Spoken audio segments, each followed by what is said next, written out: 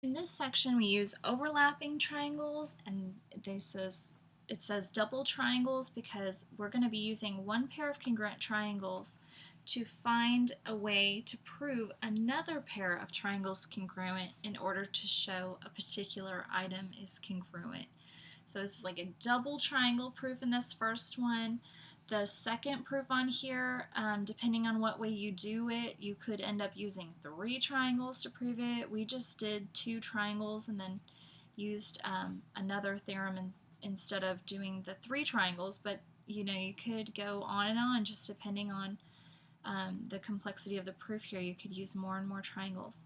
In this particular problem, to show you how I know I'm going to use more than one set of triangles, it says that we're given that AD and BC, or AD and BE bisect each other at C.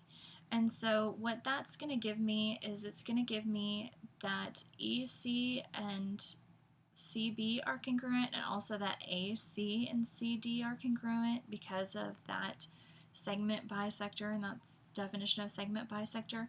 These are pieces of the top large triangle and the bottom large triangle there, but notice we also have like 2 smaller inner triangles on there. And what I'm trying to prove, GC congruent to FC. So let's find those. GC and FC are here.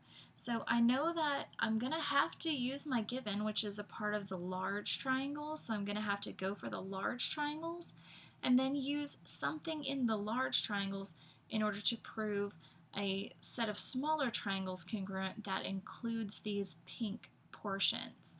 And so what our kind of strategy that we're going to go through here with this proof is to show these large triangles, like I said, congruent. So I'm going to highlight those in yellow. And then you could use either the tiny triangles inside of there or the medium triangles inside of there. We are going to go with the medium-sized triangles in order to do our proof here. Notice that no matter what triangles we're using, we can use vertical angles in the middle portion here. So you're going to see that multiple times in this proof, those vertical angles. And so let's get started. So I'm just going to do one proof in a video for these 2 proofs because these are quite long. So the first thing was that AD and BE bisect each other at C.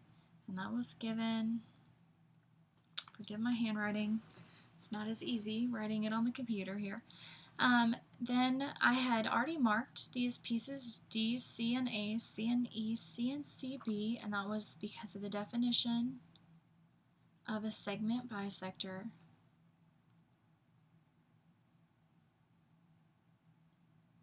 We've got that vocabulary in the given. You're going to use the definition of that for a reason.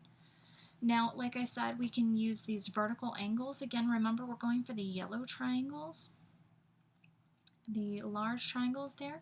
And so we're using these large vertical angles at this time. So this at angle ECD congruent to angle BCA, vertical angles congruent for our reasoning there. Remember, vertical angles congruent or vertical angles postulate. And now looking at the large yellow triangles, I can see that side angle side is the reason why those are congruent. So side angle side, congruence postulate for why they're congruent. Now here is where you could go different routes depending on which triangles you're using. We're using these teal triangles. So I need to think to myself, what is a piece of the yellow triangle and also a piece of the teal triangle in order to see what to do next. And those pieces that they have in common is this angle up here at D and this angle here at A. And that's what they're using, these angles D and A.